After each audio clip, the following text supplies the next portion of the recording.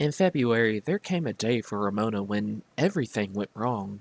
One thing after another, like a row of dominoes falling over. Ramona's mother set it off.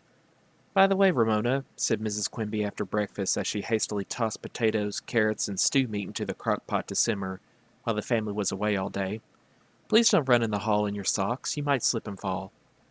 Ramona's father was next. "And Ramona," he said, pulling strings off celery before slicing it and adding it to the stew, "when you wash your hands, don't leave the dirt on the cake of soap." Then Beezus, "Or wipe it on the towel."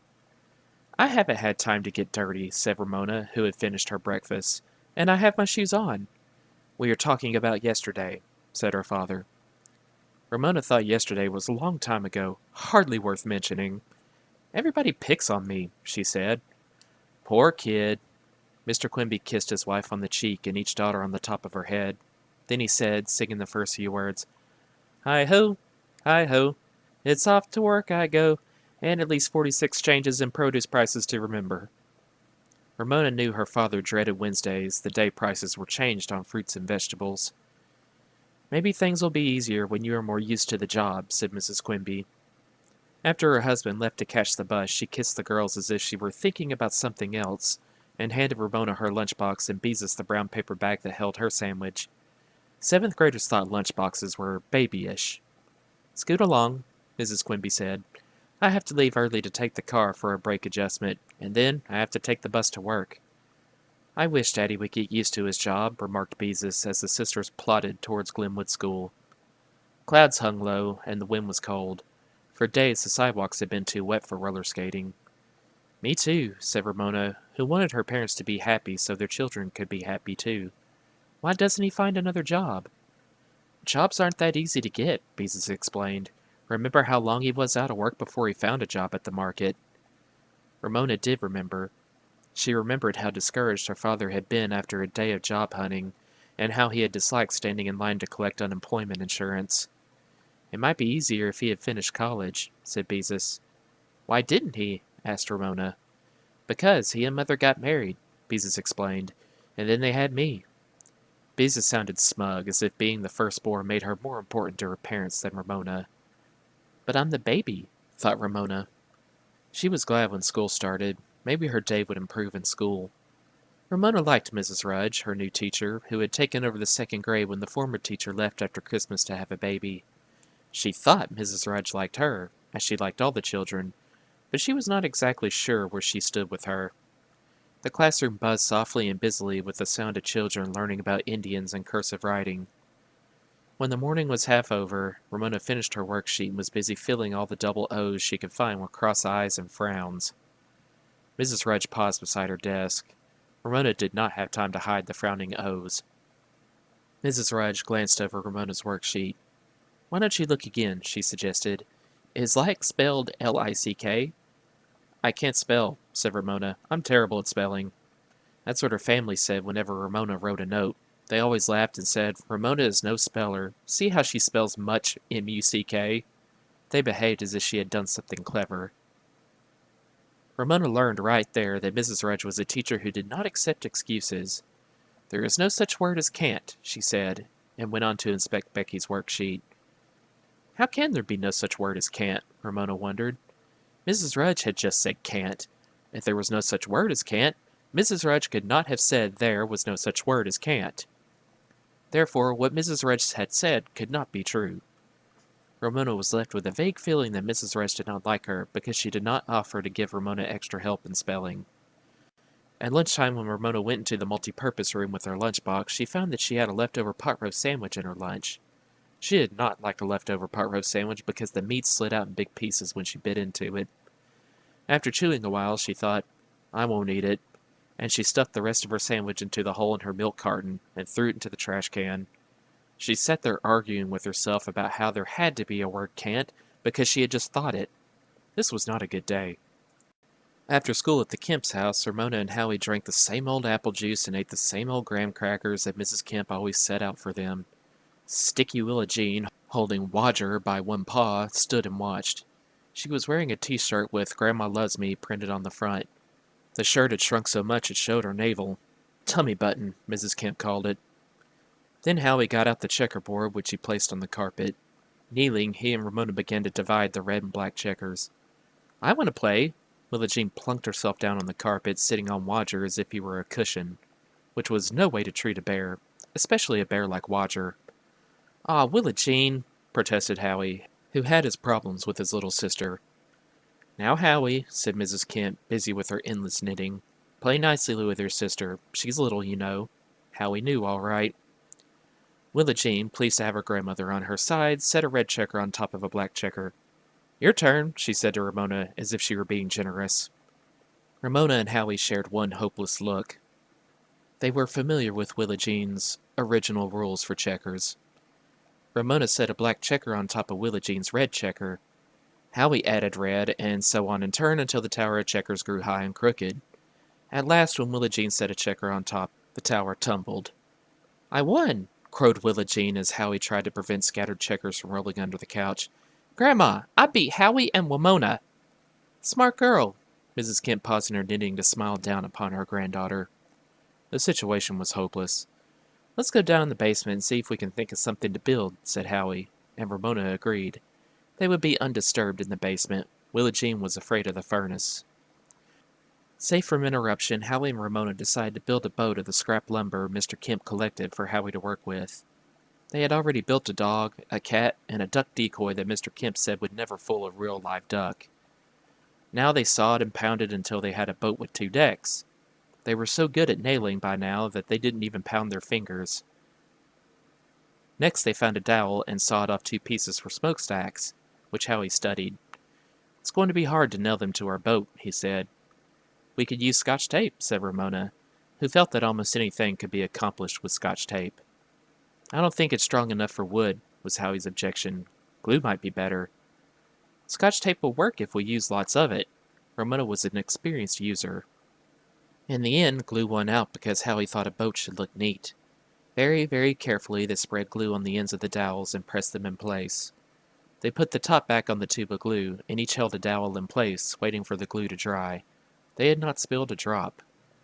Fortunately, the glue was quick drying. "Let's see if our boat will float," said Howie. He pressed the plug of the laundry tub in place and turned on the faucet. "Howie, what are you doing down there?" Mrs. Kemp called from the top of the stairs. "Just seeing if our boat will float," he answered. "All right," said Mrs. Kemp. "Just don't let the tub overflow." "We won't," promised Howie. The boat floated. Howie and Ramona stirred up a storm at sea to make things interesting and watched their boat ride the waves. As it bobbed up and down, Ramona happened to glance up at a shelf above the laundry tub.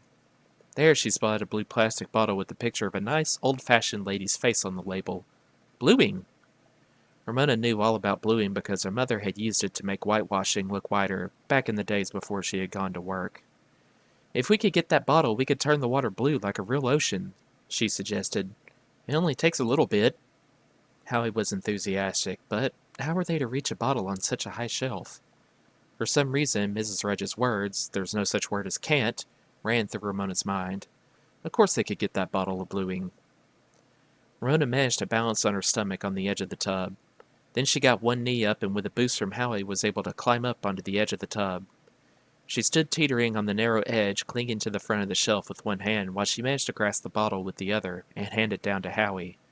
As she did so, the top flew off. Bluing splashed over Howie, who tried to catch the top, only to have the bottle slip from his fingers into the tub of water, where it poured forth swirls of beautiful deep blue. Ramona was so startled she lost her balance and landed, standing up to her knees in blue water. "Boy, Ramona, see what you've done." Howie looked down at his shirt and jeans, now streaked with blue. Ramona felt Howie was being most unfair. She did not spill the bluing on purpose. Besides, why wasn't the top of the bottle screwed on tight? Because some grown-up had not screwed it on, that's why. Children weren't the only people who did things wrong. She fumbled through the blue water, now much bluer than any ocean, and pulled the plug. As the water drained out, she and Howie looked at one another. Now what should they do? Mrs. Kemp called down the stairway. "It's awfully quiet down there. What are you two up to?" "We had sort of an accident," confessed Howie. Mrs. Kemp came running down the stairs. "Oh, my Lord," she cried. "Oh, my goodness." Willa Jean began to howl at the top of the stairs. "Grandma won't let the furnace get you, darling," said Mrs. Kemp. Willa Jean sat down at the top of the stairs and wept. Mrs. Kemp lifted dripping Ramona out of the tub. Then, right there in front of Howie, she pulled off Ramona's socks, slacks, and blouse and dumped them in the washing machine. Then she pulled off Howie's socks, shirt, and jeans and dumped those in the washing machine, too. Ramona and Howie did not know where to look. They were so embarrassed to be standing there in their underwear. 2 years ago, they would not have minded, but now that they were in second grade, they felt that underwear was private. Mrs. Kemp filled the tub with a few inches of clear water and lifted Ramona back in. Without a word, she began to scrub Ramona's feet with a bar of yellow soap. When it was plain that Ramona's feet were going to stay blue, she lifted Ramona out again, pulled a towel out of the dryer, and handed it to her. Then Mrs. Kemp went to work on Howie's blue hands. When Ramona's blue feet were dry, she asked politely, "What will I wear?" Of course, she could not go around in her underwear. "We'll find something." Mrs. Kemp, rinsing Ramona's shoes, sounded grim. She held up the shoes, now a strange greenish brown, to let the water drain off them before she leaned them against the furnace to dry. Suddenly, Mrs. Kemp missed Willa Jean. "Oh my goodness!" she cried, and dashed up the stairs. Ramona and Howie, careful not to look at one another, followed. What Ramona saw made tears come to her eyes. There sat Willa Jean under the dining room table holding a pair of scissors, sharp scissors, and Wodger, who now only had one leg. Willa Jean had cut off Wodger's leg! That lovable bear! How could Willa Jean do such a terrible thing? Ramona felt like crying, she loved Wodger so. "Give Grandma the scissors," coaxed Mrs. Kemp. "We don't want the scissors to hurt Willa Jean." "Boy, Willa Jean," Howie was disgusted. "Why'd you have to go and do a dumb thing like that for?" Willa Jean looked as if her brother had said something unkind. "I wanted to see if Wodger had bones," she said. "He's so soft you should know that he doesn't have bones," said Howie. "You didn't have to wreck him." Willa Jean looked at the stuffing coming out of the bear's wounds and began to cry. "Never mind, darling," said Mrs. Kemp. "Grandma will sew Wodger's leg back on after she finds some clothes for Howie and Ramona." Ramona was soon bundled into Howie's old shirt and jeans and a pair of ragged sneakers, much too big for her. She sat on one end of the couch while Howie sat on the other. Ramona was cross because she did not like wearing Howie's old clothes. Howie was cross because Ramona had thought of dyeing the water blue. Both were cross with Willa Jean for spoiling the checker game. Mrs. Kemp, who was sewing Wodger's leg back on, was cross with Ramona and Howie. But of course she was not cross with Willa Jean. Only Willa Jean, lying on her back under the coffee table and sucking her thumb, was happy. This afternoon was not the first time Ramona had been in trouble at the Kemp's house. There was that day she and Howie found Mrs. Kemp's pinking shears. Ramona had been pinking Howie's hair when Mrs. Kemp discovered what they were up to. Ramona had thought she was unreasonably displeased because Howie's hair was so curly the pinking did not show. Now Ramona worried. If she got into any more trouble, maybe Mrs. Kemp would not want to look after her.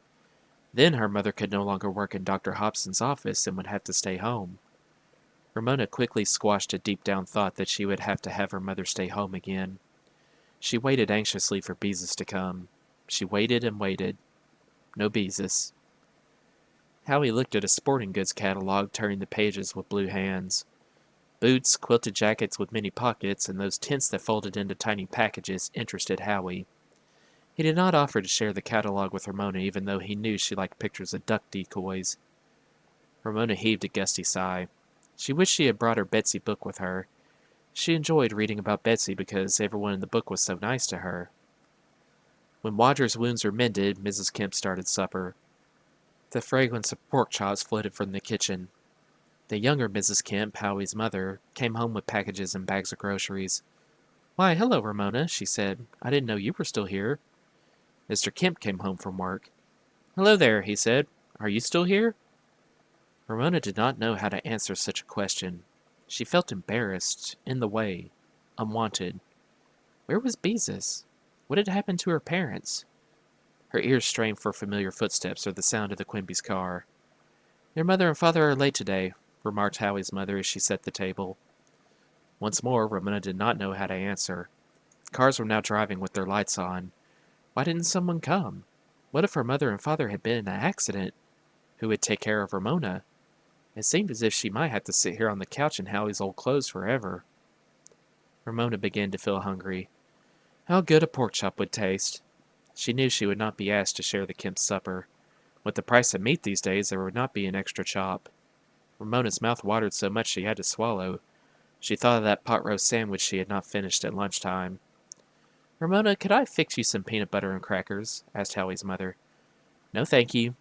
Ramona pictured a brown chop with mashed potatoes and pool of gravy.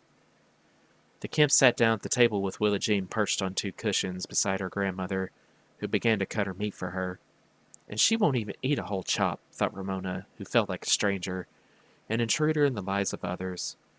The Kemps said little as they ate. Perhaps they did not want to talk in front of an outsider. Ramona listened to the clink of knives and forks against plates as the Kemps ate their pork chops. She was profoundly embarrassed. "Willa Jean, darling, we don't chew with our mouth open," said Willa Jean's grandmother. At last, when Ramona was blinking back tears because she was sure her parents would never come, the old familiar car turned into the driveway. "Goodbye," cried Ramona, pulling on her car coat as she ran out the door. Mr. Quimby was driving, Mrs. Quimby sat next to him, and Beezus was in the back seat. She must have been picked up at a friend's house. "You were late," Ramona informed her family, her voice stern. "You kept me waiting." "I'm sorry." Mrs. Quimby sounded tired. "It was one of those days.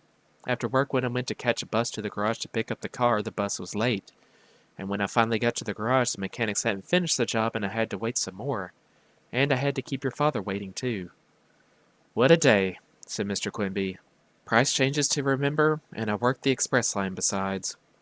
Ramona knew her father disliked the express line, in which customers were not supposed to have more than 9 items in each basket. Many people tried to slip through with 10 or 11 items. Everyone in line was in a hurry and counted the items in one another's baskets. There were arguments. All this unpleasantness took a lot out of Mr. Quimby. "Please, please like your job," prayed Ramona, forgetting her own troubles for a moment. Mrs. Quimby turned in the front seat to look at her daughters. Of course, she had noticed Ramona was wearing Howie's old clothes. "Ramona, why are you wearing—" Mrs. Quimby seemed too tired to finish the question. "Howie and I sort of spilled some stuff and Mrs. Kemp washed our clothes and they aren't dry yet," explained Ramona. Her mother could discover her blue feet later. "It was Willa Jean's fault. She wrecked her checker game, so we had to go down the basement to get away from her." "Sounds like you," said Beezus. "I can remember when you used to bump the coffee table with your tricycle when I was playing checkers with a friend." "I did not!" Ramona was indignant. "You did too," said Beezus. "You just can't remember." "Girls," said Mrs. Quimby, "it doesn't really matter who wrecked whose checker game or where or when." Rain slanted through the beams of the car's lights. The windshield wipers slip-slopped. The family was silent. Ramona, huddled in the corner of the back seat, wondered if she had really been as awful as Willa Jean. Nobody loved Ramona. Well, maybe her father a little bit sometimes. If her mother really loved her, she would say to Beezus that Ramona was never anything like Willa Jean. Ramona not only felt unloved, she was so hungry her stomach growled. As Mr. Quimby turned their car into the driveway, she thought of the stew that had been simmering away in the crock pot all day. How good it would smell when they opened the door. The crock pot always gave out a warm and welcoming fragrance, as if Ramona's mother had been home all day preparing supper to greet them. One whiff of stew, Ramona was sure, and everything would be all right again. Her mother would forget her troubles with the car, her father would begin to make jokes again, she and Beezus would set the table, and they would all sit down to a nice, warm dinner.